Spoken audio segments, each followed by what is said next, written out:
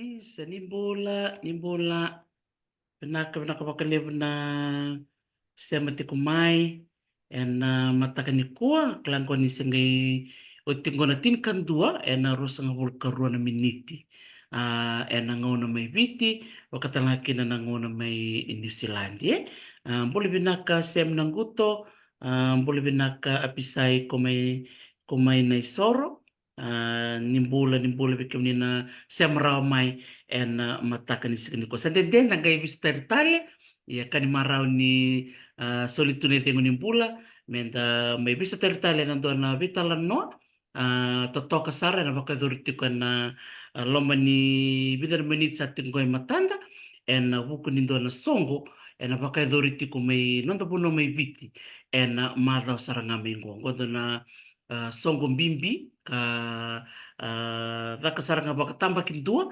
en bukunda na nonta bebu vale may viti bakosibi be kenda na marama kir talanga na turanga kambimbi na nonra to vito koniti kumena turanga na nonta mbule ni beisinga sanga talanga ni mwile vekina oira na lubenda kir na nonta isoli ya mbeba kanga na keni bakarau ndo ndo na sero ndo dinitaka menda na rongoda na kini tik menda warakira na kena bo mera kai sema mai mbeba kani kroti kuroro eningo kena nonda marama bulan to kai rokusinga Morrison mai New Zealand kau sema satu kani go ya Amerika na nongu ser tale ndo rongoda waka wasuma na sere na bonondo moni sere membaliti viti gondo na sere ndo kuti kema mikadani tukoi balangi ki na nonda bono mai viti nimbula binaka.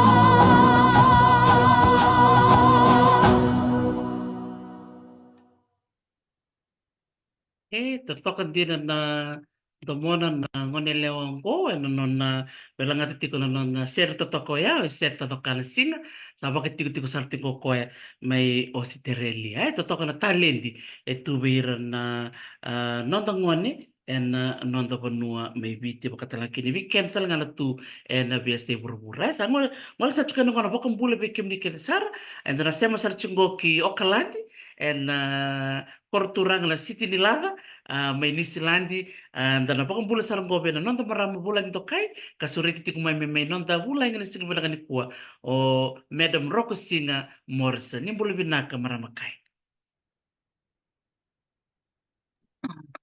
Ni bule binaka ke muni do totok na tigo may away.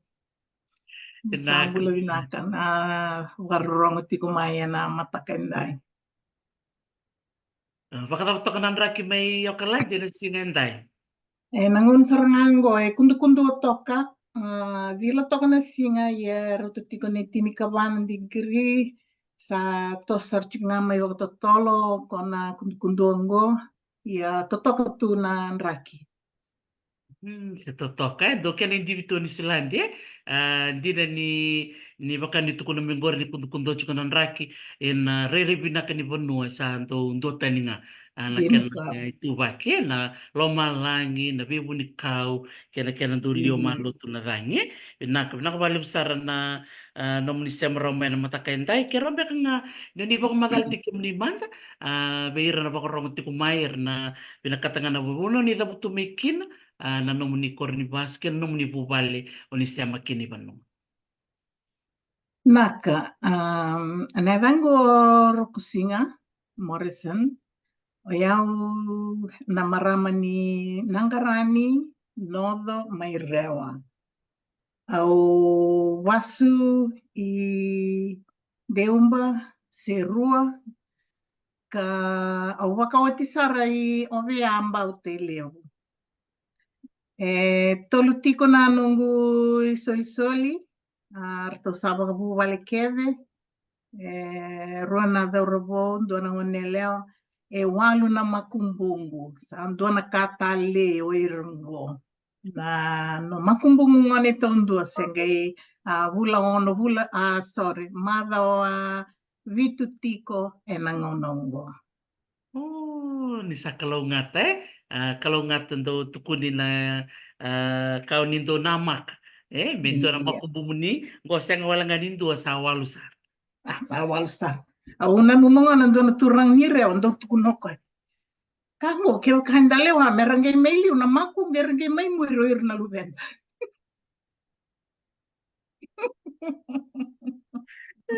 o klasa na re rompek kamere o gore Yung lasar da rede din do bak matalta ko na maramatinang na non na tali takir to na makumpula sa dua tali tito mo do ba matalta ko do rendre mi da ba matalta na non na do tali takir to na makumpula na maramatinang sa tali hindi na ni mi wa pa matalta ko mengo ni maro takir to to ko kede me ni silandi erto enangonongo erto tiko kede mai viti ora una nungu ke inisilandi ro se vakadangi chungori mai nandi erto le rei da tiko na tukan rau tovi mati tiko i ora una ngasi ke erto na voni makumbungu erto vakatiki kede mai viti erto na leono na koe uluma totondo senge kalasi ruatiko. Kasi vir naman. Koe kasi tondo berto. Ya, nanom niya nendor may vital no ni ko sor na bakasam ta tung bekisa. Ulutang na mandoro na may vital no kini ko. Yo kila orto na makumbu ni orto na marota kana sota ke muni. Na mara ka tumahe. Hindi na sarando na nakitaling ako sabi ang kay mandayani. Iwan mo merlelo rin na mako. Sa totoka. Nakapagalimsar. Baka naman na nakapako ning karabat ko ministilandi maramakay. Oi vinaka, ayo baka ngas ni uli mai viti. Nangonongo o tiko na Unitech Institute of Technology in Auckland. Dame kami tukuna. I'm an academic advisor me undo we bakasal taking back away na ngas ni buli. Kay dua tale na daka undo daka batiko na nungu tiko ike o ya na nonra toko ni tiko ira na ngoni ni Pasifika as a Pacific Success Navigator. Na ira na ngoni Pasifika era do Korea era ngandreva na baby buke era do vakarete ki mai ver na non ringas ni buli ka ki mai minga indo mai sota ki mai mi vitala no e na buku ni vei kara la ku duruma o ia tiko ki a me o mo ve buke me ve ka longa ngataki e na non ra ambula tos ni bulika. Sa totoka saranga do nakaundo reda na bimbini no mnitavi o ni garava na bikam ni na academic advisors do nakambimbi na no do tumberi vosi vera na luventa ngoni maori ngoni pasifika so ngona era bima matu na semestre na gavangareiro sa reali do nakasayado katali da geronga no ritala no nera do tuku na usali bitalo ke nungu advice au sali usali mai muito mantal nungu buli totoka ni da reda na bimbi di nomnitavi maramakai Naka. Sabi kam ni na barong ti kumay na nanta marama bulan do kay suri ti kumay mo may na may baka madal ta kabiken din do na songgo lebo na baka duri ti kumay na nanta pumua may biti era tong garabat ti kun do na matay songgo kada na ti ko na Breaking the Silence Fiji. Breaking the Silence Fiji. Sobra kabikem ni oni sarong matambeka erto ti ko talanga na ibola mata ya ni kuwa di na ni maramoso so na maramongo pingarabiti ko na Unitech Fiji Unitech New Zealand ya pingarabiti ko po tambana ni program mongo na Breaking the Silence Fiji kero manangan yun iba matalta ka maramakay na isongo-songongo na Breaking the Silence Fiji. Sabi naka na isong-songongo ko non-government organization NGO kasa register taki matin tumay witi baki rona undolu tinika 5 some years back nahadana tiko na Breaking the Silence Fiji atika buba kadaba na isong-songongo kila ninda na via kilai dona Klane baki ronondolu tini katolu avaka dori mai viti mai na Vodafone Arena dona konferendi veir na marama ka ke mami sureta talingaki na dona ni mami toka ni laksar mai Amerika. Na ulu tangani konferendia na my sister's keeper. Ni oti na konferendia ki mami sangai vivosaki ki mami vito se aki na sona wase lalai boka bonua ortongol mai bonua levur tongol mai yasa sawakara ina wase lom ortongol talenga mai indoni lala ngole mai bonua tu ki mai misangai vitala noa a call for action sangai ki mai mindui la kona buno ki mai dabutu mai kina me ki mai lei wakai dor saranga naka ki mai taura mai na konferendia. Via undo na kambimbi na ninda lago na konferendi. It's not just attending a conference. No. What do you do after that? What do you take back with you? Yang na vanua ang susungi mai kina na konferendi go sa kitongay so tawatanga kito levi danatina. Na ulutanga ni konferendia my sister's keeper. Kito sobi kito nga na marama kito vital no taka Minduna kato zakava, we have to move on from here. Mani susungi daki kina na wakasama misandone isang songo medana na Breaking the Silence. Sa gaimbi nga na Fiji, baleta na for the way forward, we hope there'll be a Breaking the Silence Samoa, se dotale na yun ni Pasifika. Sangay wakay doon na kaya na constitution, waka na vay karto ng revo may na orto na Register of Titles kina vida tala na kami kito reida na kena vision mission Sangai may susungi ka susanga taki na songo go me bukeira na kena inaki levundundu ya me bukeira na nonda senga ni rawan indo talano taka na veka era la kudurum breaking the silence ya merani wastea avakan bimbi o era na nonda era tiko ena loma ni vei koro ena vei tiko o kenda nonda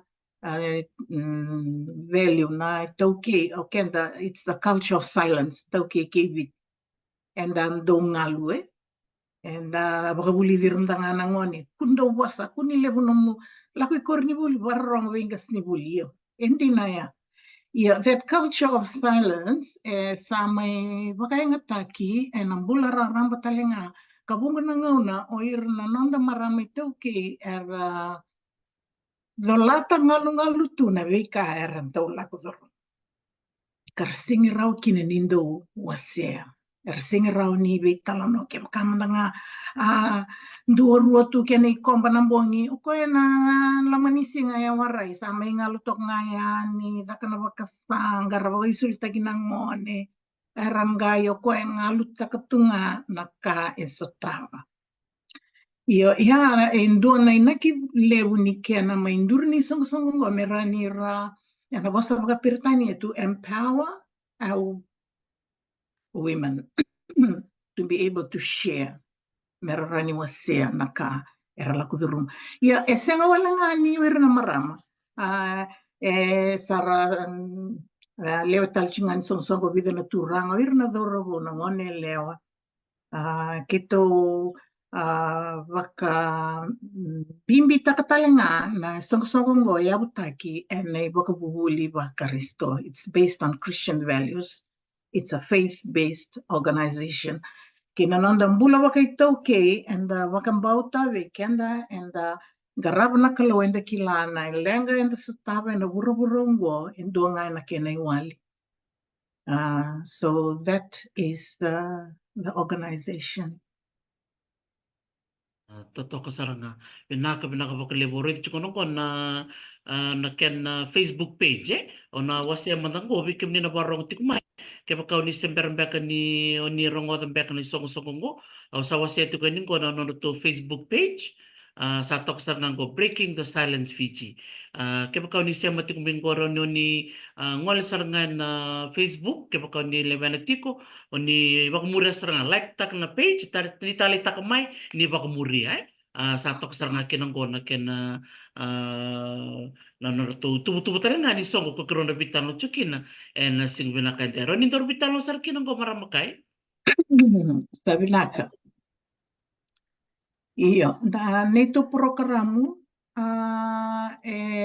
vida na kai ko na Facebook page iyo sambi tiko gore endo na programo na draft membaleta na mava mengo na teka una singa bukelulu endo na tal na conference kito ena baka tiko ena Vodafone Arena na kena ulu tanga tiko na be the voice ena naki tiko ngani breaking the silence Fiji that we be the voice to the voiceless and bukeira and vesotavi and tolo na singa ni conference lotu levu warong buka yandola tiko na bongi ni buke lulu teka butika na ona kaloko and Vodafone Arena na idurduru registration rosanga bulan dola o kito na isang songongo kito sa lebu na veka kito wakai dormai kito wanu ni tungai na sponsors kena donations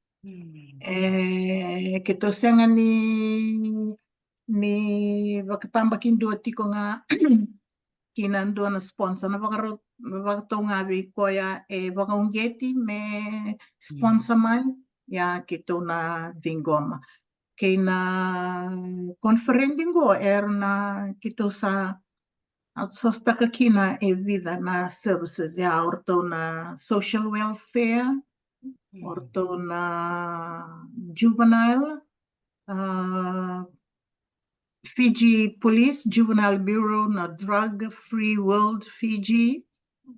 Wakaki na orto na Medical Services Pacific. Wapateke na viva na ulutanga lele busara. E na weibuke. E na nonda mbula baka andundua.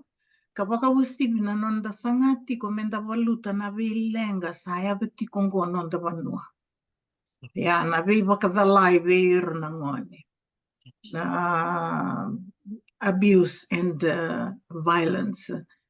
Kena vei ulutangango erna mai voire erna mai wasati ko kina. Enange indau e wakaidoriti ko na lotu ena vei bongyo ya ena bongi ni buke lulu, bongi ni lotu levu, kena bongi ni bakarombuka. Erto na ngole taltingame kina ndona la orto ngole mai merike. Ndona professional counselor, kartona mai vei buke taletiko nga.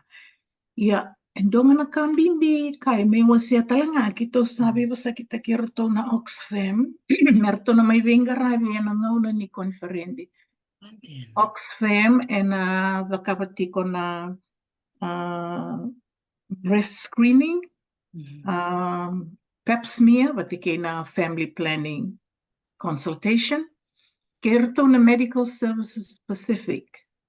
Ortongo erto may nakapasona test on point of care test on HIV and AIDS as well as NCD. Nirangwale may oir na may konferendi sa chiktalinga na so na services go kararaw talinga ni sa wagrota kindo na rumo na bono merna ranile garavikina. Me ang atalitiko nga nirangay may wagrolongo. So bekar na singira ningay sare merlate test o weekend na marama. Iya sa wagarota kingo. Rangi nga may sara may wakaba na nonra test me wakana vengaravi sa wagarota kito. Sino na itutuwa binakay? Wakasam taka na mundo wakasama mo merto ngole may natambani ni bulay. Kilanir na ngole chuk may wira na maramera sombe ka tiko talbek nga na buno taon ta kuni vetau ni maramakay. Ngwa na bisurete ngole raramba? Ngole raramba na bisurete ngo. Na programa na yuti tinisinga bitiko kaya ndo na intervention strategy. Na vaka kina vitala noa, vaka ando na panel discussion, no tiake maminanga vitala no kede. Me vitala no takinga se va voron li vakava na vono lista hikina, va voron li vakava na koro. Va voron li vakava so nangon ni conferentingo. O kila ni na vida tale na nungi toka ni ro tiko vata vaka tiko tiko. Ke vaka anda vaka varo vaka tiko tiko. Na tete na tuku. And we have a safe environment. Na marotak na ngone, marotak na tina, and na marotak na kono ende tiko kin. Na visureti lako raramba ka so mene sa vakarair na lako chik nga mai mera mai tiko isuwa sa ngalala sartunga ve koya na vietiko na ngona ni ve talano. Totoka na bono na pakadurkina na mundo usong ko maramakay na pakadurti ko ibe. Ina Vodafone Arena i Laudala. Iya. Tika busar nga na Singabuke Lulu. Singabuke Lulu. Nakakina na registration Iya. Singabuke Lulu na ndola tiko may na tolu na kaloko kina 5 na registration o tia sange daka na lotu na 1 kina 8 sange teke butal na mataka ni lotu levu na dia na kaloko. Nakatal na registration, may na vitu na kaloko, dia na kaloko teke bu na buli me adapa na rua, teke bu na conference. Oi, me wari takatala nga ni, viditi ko yung erua nambasi. Doa nambasi, lako sara may na kelo, me ave na Vodafone Arena, veito miki mai, 5 na kaloko, rutia, kena doa nambasi talanga, ngole mai wile kutu, me ave na Vodafone Arena, o tianga i vika tali ni suka na lotu nambongi. Ya me vi buke nga vi irna nonda eranga ichiko mai bakayawa. Vi kenda na chiko bola kay suwa sa raw raw tunganang basi na teksi sa ratiko raw. Ya indo talanga na bingarabi kito na numena bukia o irna nonda mernangay mai. Totoko bako to maro taksar ngai ai ni tikon na pibuke ni tolili serang basi ve kemni na bakarong tiko mai sampai ke kemni na bakasam tak tiko semungai se warai go satu go na basi sana pibuke bertono tiko mai na esa sabakati lebu sana bito mi kemai na basi na lima na kaloko bakatal ngake ni bertono tiko wele kutu na itu kutu kumatela lai ni bito mi kero ni ragai renga na Facebook. Ia endo na kambimbi me kito kila, kito nangandrea panayada me solitiko mai. E nangon sarangango, sabi da chiko na fika sa chiko orto mai, ngai mai na kelo, ngai mai vaya, kele I naratu da kombo pak, vida sa chiko kia sona wili wili, bele sa me mbiu nga mai na yada, io, se na vitartara mai vi iau, me hava sarani kambimbi me kito kila chiko Yo so se vena vono e kele ki nambasi. E na sa baka suva no sore na kelo na ke arla chan nambasi. E na veka o me kia orto me wele kutu na show basas. E tiko dona number di telefoni mengriti se dona email e tiko veira ravira kata na merabondo na basi. Io tiko sarangango era ni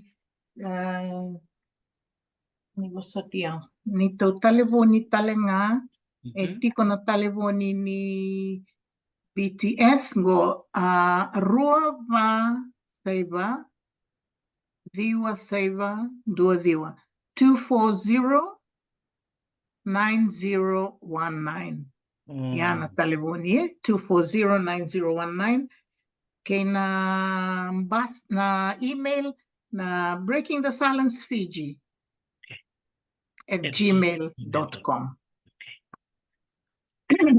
Na registration sa tiko indo na link sa tingori na vola mata. Dona link tingori na you engage me. Around niyo bita nga may kina na mo registration na naturoy nga vida na taro. Iya na isaw ni registration na ros nga bulan do lang may isaw mi nga ni sa yadamay. Iyo. E nangonongo so live with sa sponsor tikitiko orto nangole may bakayawa na non registration na marama. Betul, ko sige betorong sarangan maramakay. O klani ramarong tingmengo sorti ko Amerika. Tombula binakala wakango untuk tingko Amerika levu. O bena no yan ke bakay tikong beka so na ngoni sala roni robibu kayani. So baka na ramen rendre na non rangole yani karena baka samtaki so nanda kutibak mebe na rosa bulan dol. Tikong ngoni sala mikime roni daw yani kin. Io, kitong Minisilandi, sa wako verto ni tutuku, o koe ve register vuketa in dua tali mai viti, go, ni vi tartara mai vi au. Go na emaili, ni wako to mekina.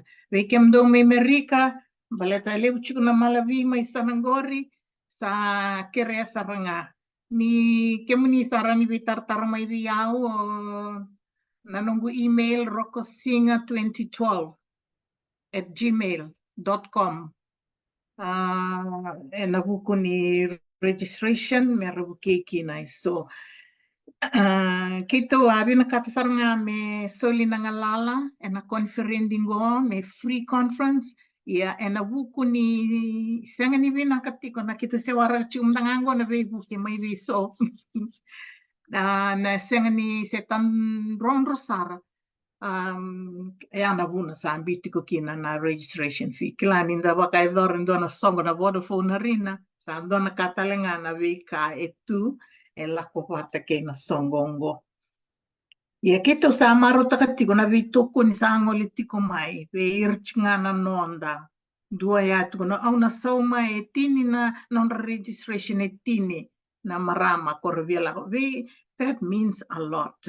Ni rakao itakatiko and nam so ni basi mandanga endo es erole ro responsa takamai rautika ni valangi. Iyo, na basi, na kene sa oro na ngole mai na kelo ke koe ngole mai waile kutu. Sa waka vinivina kataki tiko yani. Na veite o koni e lako tiko mai. Sa totoka sarangai dakila ni do pakai do na songo bango na rusa ngubulan tole anti na ni tara di kai soni le la bole le walsar o kla na bibu ke token na soni be kai ngan rev mi so me na buna na katikina songo baka tamanda na baka lombina ke na baka singalew mera baka lingalinga tiko yan Vinaka na nirsangole mai sana tu sana wai kata-kata. O eu sa kilani ke tona numa men bisaranga na lombo ye.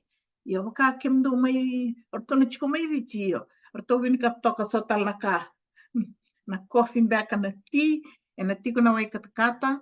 Iyo e na bakarota ki e so nga na bakasinga levu na packed lunch. Yeah. Sa tiko e orto na bakarota ka na bakasinga levu. Mena vei buke tu. Veir sana da wir tungana wai kata.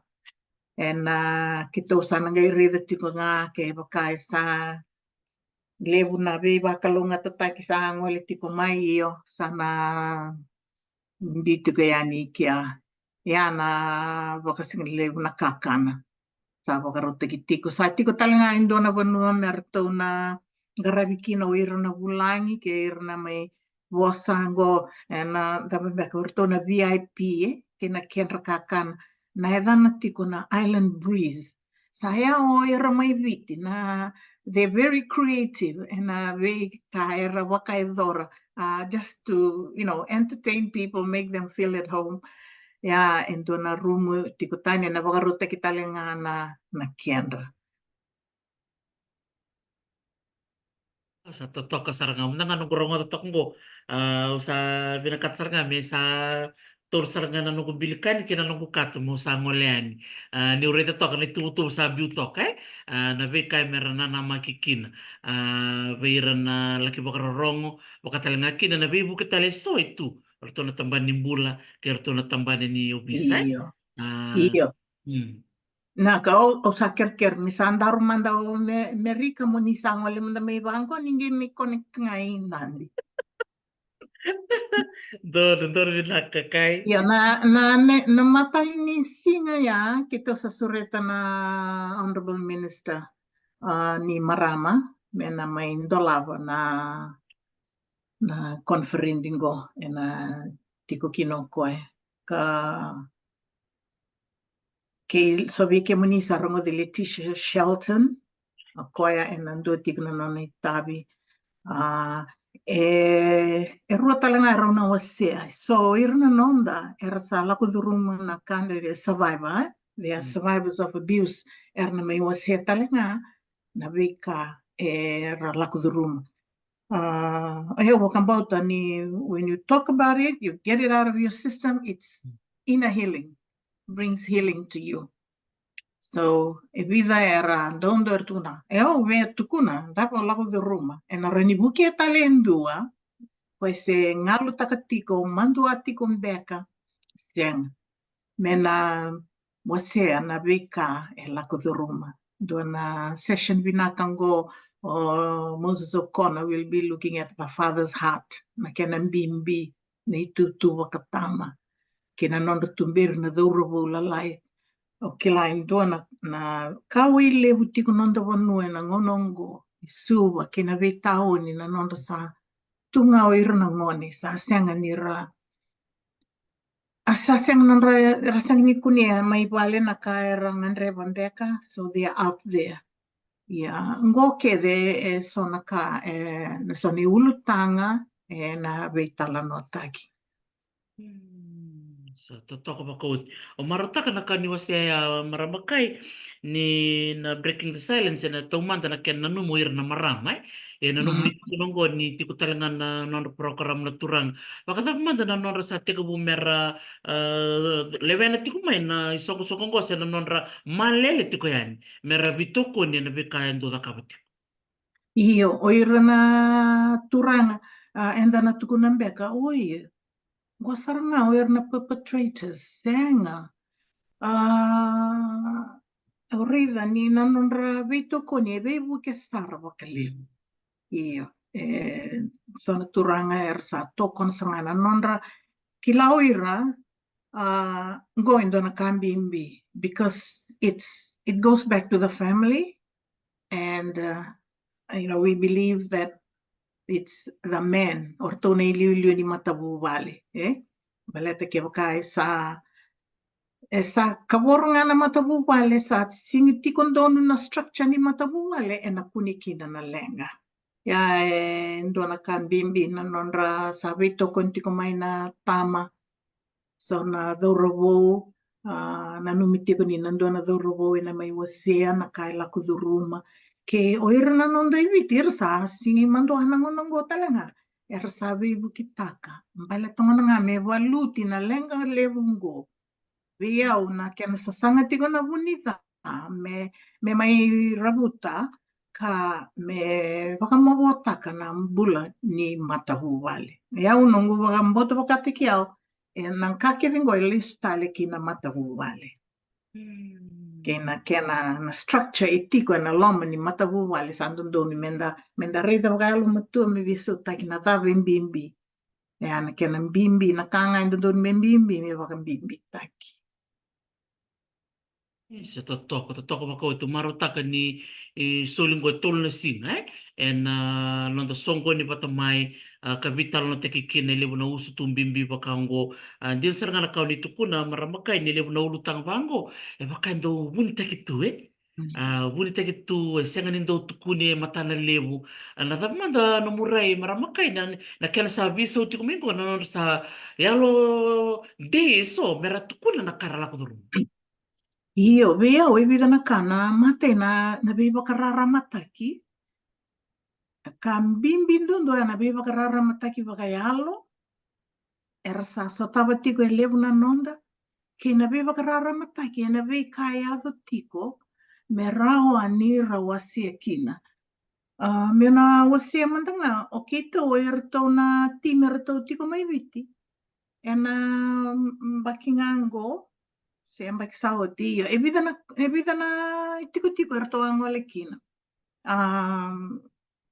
na kelo na tongan rabu kinoya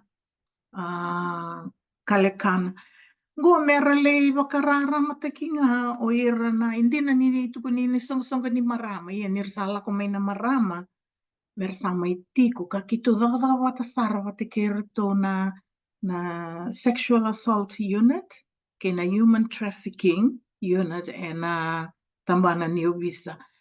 Ki tondo ngole wata e na vei tiko ngo mera le wakarara mataki ngono o irna nonda.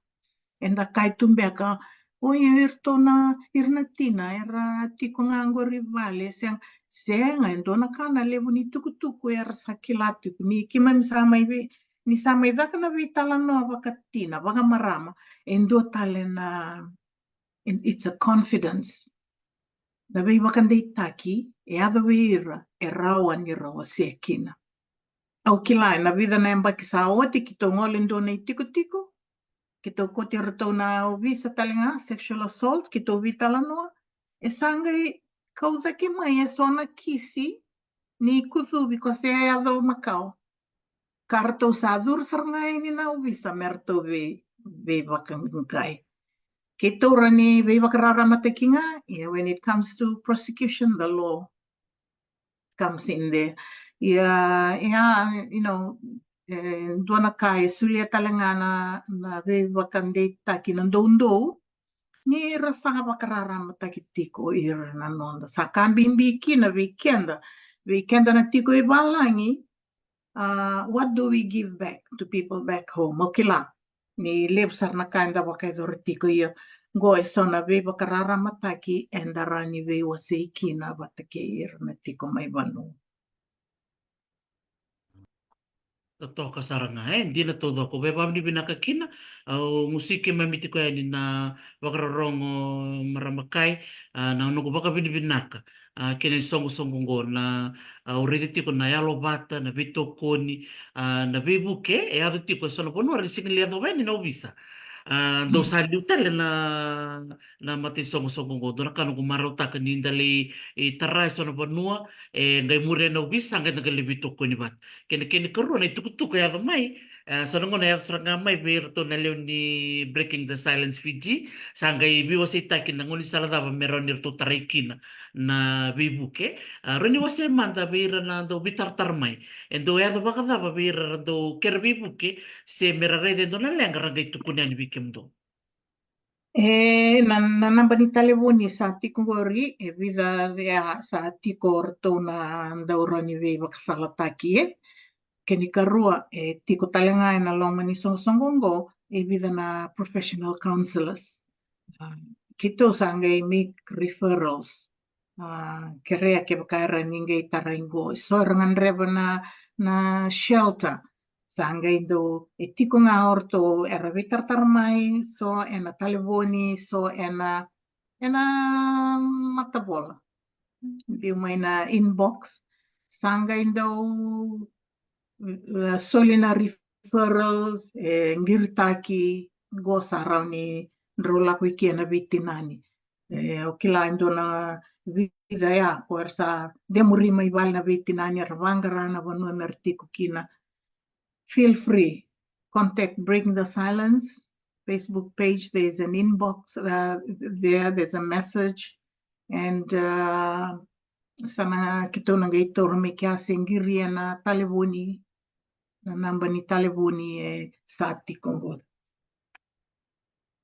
Toko saranga ora ni kaya marama kai do bida na marama inda do ronga do ritala no do tuku ni do rere mera boleh ni virtu no visa au talita kan ni tiko do na lawa marama ke turanga to na tiko na Breaking the Silence e baka merto isema tiko se vada bakai Iyo ngori saranga ko saranga na isema ngori saranga na ko na bono do tal no takatiko ya iyo ngai na buna saranga isenga ni report taki kina betongo na rere kina mandua sanga to le banga nga orto na ndau ni lawa orto na visa sangai kau dakisar endi na nga ni se bakai dori na ndona na ngauna sa sivi ya indona kambimbi ke indo talanga oir na nikito ndo bakai dor talanga na nito songo ni na community outreach era ndau tiko talanga na ngauna na ngone mera ndua na torira ke na ndona bonua ya kitongoli kino irto na ngone lewa ya na kango endondo ni mesi te kubusara ni resengone sa tukuni chiko beir ye se mai korni bulia kito sa vaka tiko vako ko mera ni ndona isema na be korni buli mera ni vako buli do irna nonda and yes lebu saranga na kaya vati uirna nonda na luvenda lalai na ngonongo na via una kanga endaro ni vakava sarangango na nonda vi vakarara mata ki sarangame na tik vi vale sa tange indego yani vi koiti ko esa ni vale merna kila ni tukutuku ni singiranindo me vakatara me vakatala itunga vaya sa kanji na todo koe don dia na kambimbi na be bakarara matake iya na roni sole na be indua na yalonde ke na yalonganga me da ka vendona ka ke bakasa kila na kai don me da ka vai sa toto andi na sa iya dona bunuele daka kina na nito community outreach sarangai lako may nangoni oh oir na maramango okay er sangai wase waka groups ai bibidanga na taro sarangai bitalano they have a wealth of knowledge menda kosar ni na numa ni recungai vale ra ore tu ni daka sengai iya ya indona ni rani rabitalano ki na rawastea na kaira la kuduruma kabakaki na uir na ngoni ndona bonua ya au ili ketiko na feedback la ki na saranga itu da kina ngoni mera present ta kana nonra na kaira da kava in the small groups esa uir na ngoni ngora tangi saranga ni rave waseti gona ka ena buku ni kiana taraira sangai wakasam taka yes ya ena bunga na vanua era tiko iso era dola tangol ngalutunga ka era lako duruma. Kasengan indo na platform na opportunity soli mera may veio se kina. And that affects the health. Sang wala nga ni non emotions and kubuta kede na non rambula. Sandia na sa re bakara kau dito kuno mea iluya ni ose ni ose na lengo stava tiko endo na e baka mama ta kana no mumbula ka baka bulu seranga baka me mabo na mabo Yes. ola ku duruma tu Iya. Sa Totoka saranga na namudobing garabi na the Breaking the Silence Fiji bikim ni nabarong ti kumay nakabali mo na nung ni bito ko ni tikumay nung ni barong ti kumay na nero mo ibital no ti kungo kina nunggo maramakay ro kasing Morrison sa masarti kumayo kanlandi na no na may waseti go kwen na konferendi ni Breaking the Silence Fiji kana baka doriti ko na Vodafone Arena may lodala na singa buke lulu lotu lebu wakarombuka katumay tolo na singa nag-imbita tayo nga na number di telefone usa na tabuto man nga ningo wikim ni sombe ka nang siya nga mingo number di telefone na Rua ba Saiba Riwa Saiba 2409019 na number di telefone kaya baka ni binakato mo ni bitar tarani na buko ni basi sa ni tukutuk mbeka membaleta na konferendi ngole ni na Facebook page sa tiko na to Breaking the Silence Fiji Facebook page like and follow bakatal nga kina nanonood to email na Breaking the Silence Fiji all in one word at gmail.com. Ni bitar taran weekend na chukoy balani kaya kada be sponsor sponsor yan bira marami laki tiko sponsor takang doon na morning tea sa afternoon tea sa sponsor takang doon na bakasingan lebo beka o kala ni lebo talaga na nota marami ra double teki doon ni titu sa kakane na market lebo isuba sombe kana sende ron bako niya ron lebo boli me bira na maramang ko so na doon ni tea era do that tapioca hava na bila na tapos ti maramakay tutukan din na siya tapos munira utalita kala domboy Iya, anggar saranga, anggar ni, na chikin iba anggar iba, hindi ni tiki na dombo ya, sang ni baka na dombo ya, anggar na tayo kaya, tukuni saranga, iya, na Island Breeze, kona puno me tukuni chiko merale tiki na orto na may was orto na bula indokai, sana numi chiko me Island, iya, me nonda kakan saranga na ituki, me bagarute kikina, nambamba kau na tokboy iya. Nakakivya. Ento na marama, toki talanga chiko na catering sa vital no te chiko me merani bogarota kana wakasingaliw na enangona ni wakavengidang. Wow, totoo ka saranga yan na tolo na singa na madaw ka tumay na songo na buke lulu lutule barumbuka rosa nga bulka ono rosa bulka bitu rosa nga bulka walo ni singa ni bulo tune na registration ni rosa nga bulan dola ay rosa nga bulan dola maramakay me to wili na tolo na singa kene Iyo, na wakambimbi na ngoni conference na loto yung dolar ramba me wase talanga orto na speaker go it's a healing service yes nalibukin na ministry se na me buke nga na ndui sa sanga kaya ndundua na loto na kabi en dola ramba na takanga na registration vera riveti ko na conferendi mera dambiti ko na session ukila ndon talaga me una wasetigo ukila lewi ke mni na betartarti wat ke ela wanga ni babalangi ke ematora gona bono ruana bonora nyo betartarini kina membalete sono sponsor satiko ke baka ngandre batiko mo rani mo sponsor taka so mermaitiko na conferenti sa totoo ka saranga ya maramakay nadama na itubo ni the Breaking the Silence ni sana wote no songo na mada kutumay tikon do na itubo ni yamba kitalamengo ngono sa ngandar vital no tikinango na itubo sa tiko sa nanumitiko me laurai me dakai sona ya na vitartara veire nangole mai na NGOs, era surete na NGOs, kito surete na Fiji Muslim League, na Fiji Sanatan, vida tiko talanga na songo era sa surete kina, me kito nangai reda, and also asking for sponsors, ke wakai sa wakande taki na sponsors ni ambaki bo sanange zakatale endua. Gomdanga kito sa rawatamay na madhamingo, me wakamandango kito sanange reda. Ia na community outreach e na wakatikonga. E na kito na vi ngaya kichugayani. Kito wakawat kirto na turangani koro, erto na liu ni community, sember ni kito ngayani, ena kereyani. Era ni kito ngoli chugayani, mi kito livital no manda kirto na marama. Ya.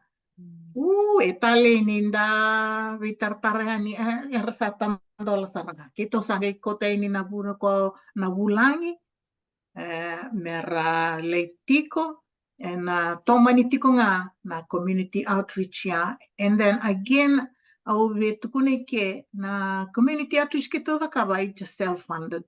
Kwa nga vikito ke ona somo nanduto lori nanduto waiwai dua nga nakabiskete sa koyani ya kimang sangele ngunti wata wat ke na marami ramaro takasar na maram ni kimani nindo dakaya ningenga may virto na Leonie Breaking the Silence Fiji. It is small but sure. Pe kenda na warong tiko mai sa ando na kambimbi. Ya nanonda rauni bebu ke me bakarara mataki me bakande taki so karsengrani wasia rawa na beka la kudrum. Iyan na todo. Kwe, so doon dyan na bimbi doon karawati ko na ilaw-lawan ni Breaking the Silence Fiji. Ngol chuka na baka binibin na ka kia. Kia muni kere sara na nomuni solito na nomuni yaw na nomuni ngaw na kena soli ni referrals ni sa ngole nito ng giri sangay met tarayen duay tiko na lomuni isong-song. Ito tali din niya rin Derto tiko na bakay bola and tambanin ni Bibu ke kung ano kina bakadaba bayira na parang tiko mengo maramakay kay tiko bakay soera besulet talanga na nonra kilaka and nakadaka ni soli makasala si sombe ko talanga era sa di mo nonra nakadaka merlaki volunteer dava no muray na tikina Ndola sartunga and oti ni na part of the program on Friday kito sana via mobilize taka eso. We need counselors, project manager, and ngandrevi so vaya ka ngandrevi sarangana ke kasa tiko na talenting gori kito singarani we can't do this on our own. We would like to include it, and that's one of my intention.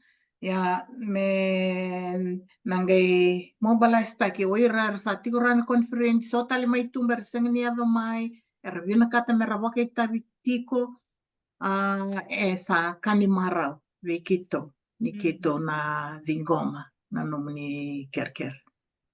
Sa totoo ka sar nga ya. Bikim ni na barong tiko mai o klan indo liber ndo barong tiko na program ngo erdo ngande mer vau se mer solena non rangauna mer volunteer erto marutak ni song ni the Breaking the Silence Fiji erto sila cuma tangan orto ngona orto na lewan tiko so they all volunteers and they all donate from their own pocket kaya gila kung may sona bibu ke bango sangkay doon taman kalunga tabay tamera totoo bakawati maramakay sol talang ko nangona bikem ni kento talang nakaw ni bewasya aber na bakarong ti kumay membeleta na songo singatolo na mata ko tumay kabina wale bo kai na kabina singalem go na ulutangan ni conference go be the voice o kenda keve enda bakarong ti kumay na kalosa sulia mai na buli kenda asile talanga na wakasama kenda kede we can be the voice na seng baka nyo tiga na konferendi rawan nyo na wakatata ka talendua and be the voice for that person nakalalay like ay nroso tangay na market isa wada watiko tos pinakatiko sanuner kun nga may tos pinakatiko balata misumi nga no mutaro iya wakavawan do lengun timanda do nga nang biloti do na vewa saylay iko senga nikila na the impact it's going to have on that person sa do na kambimbi for all of us we can be the voice so ertobi matitiko resanga ni wasea so Lenga waka matawu wale, senga ni rani wasea, sala kutumbe kana ngone, singile sumai vale, le vakaptali tu sana ka. E vida na kango, o kenda, rauninda wu kia talendona non de tokani. And be the voice for them. Gaina, kan bimbindondo, ninda kila, endua, elomaniau, kasilivia unambula, oro nimbula tiki nongo ka, nanongo, iwa kambula ya, nanonda rauni torna ngona, menda masu, da veita rilinga taka, baleto chisu avakava, navakavakongo ya. That is a great assurance for us. Eroni kitona bukia talendua, meado me vekila iwa taki chisu. Esengolengani lotu, but it's that relationship where they can find solace in time of their need. Kauve mbuli kenda kede na itauke, kenda kede na vorongotiko. We can do that with our neighbors, our friends at work. Just be the voice. Niko sa wakaidora ya iko na wakilandona, wakazengu binaga yukila. Oh, I have influenced somebody today. And that is more rewarding than what we do. Awaga binabina katakirto na leweni committee ni breaking the silence erto marama vaka and they are busy in their work. Ya to torna ngauna merto reni wasea and dona ngauna mereni bukea na nonra wakarara mataka tumberi taike o ira na nota. Sa totoka wakauti, naka wakaliw na urutan na be the voice. Ndo talaw ndo makasamta kati kundo na malani bosa ndo pun no wili kamikina. If you see something, say something. Yes, that's right. Dole mo nang ono bakain da ronga da bekan na kaya ti kundo na vale da gay mengalu ti kundo gay na numa. Kaya merto gitu kuna. Au klana bitan no andor da kabini kuwa, you have to take some responsibility. Course. Do something. See something, say something. Ngole, mena bibu ke ngole ndero ni yado nang bibu ke nang ton. Enang bulak kina na mata bubalea. Ona koto mena kalungate na mata bubalea. Nagare dikina na na biba kay ngata kina kalu na tentu imbula. Menda bakay ngata enang ngoni stala ebinak. Dinasal. Ti maramakai, rababi di bina katuming ko na warong ti kumingo, au sa wili kating ko na ya, berto na tinggo ya Amerika, au sa natuktuk sar nga beira, mikito nang kay reda na ngoni sala mikima minadaw ya dikina. Bebu ke bakay labo, nabitar taray bikim ni, o katal nga kini be emator, kay tau ela nanda di balanye. Bebu ke lelebu lalay, daro ni da bebu ke nikina, ke beira na ngwali tu kay na nasongo na mado kutumay. En dona tamani bibu ke pakai tamer. Usare itu ko maramo kay kende da katari nambe kumingo sana usi bisara sana kay tosu bina katik nga kenayado mena yado na biyang bakike totokan dia. Iyo, naka.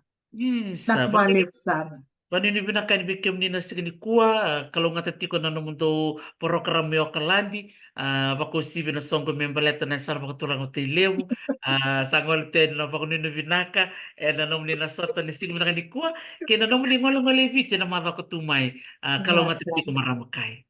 Nakbalik sar ningay mode ni baka bengutiko. Naka, mada. Naka, iyo, mode. Sa nako binaka lebu nimbula binaka bikim ni na barong ti kumay and bitalon no momon sa kiyo tinangko kena nonda marama bulan sem sarti kumay na city ni lava may New Zealand may Auckland o rokusinga Morrison and ni rome bital no ti ko na bukuni songo lebu matay ni songo mena bakay dor may biti na songo ni Breaking the Silence Fiji and bakay dor ti ko na Vodafone Rina may suba melodala na singa buke lulu ni karosa buka ni singa lotu lebru sang bulka vitu kaya na barong buka na karosa ng bulka walu ni singa na kaya na ulo tanga tipo be the voice kaya baka dengan repota la nambari telefoni mo ni bitar taray ni kina na buku ni nambasi na bibu sa tiko kaya na thou 2409019 2409019 but kaya na email breakingthesilencefg all in one word @gmail.com. Ningwala talaga na to Facebook page, like and follow. Tu kan kina na to programo mataylalay.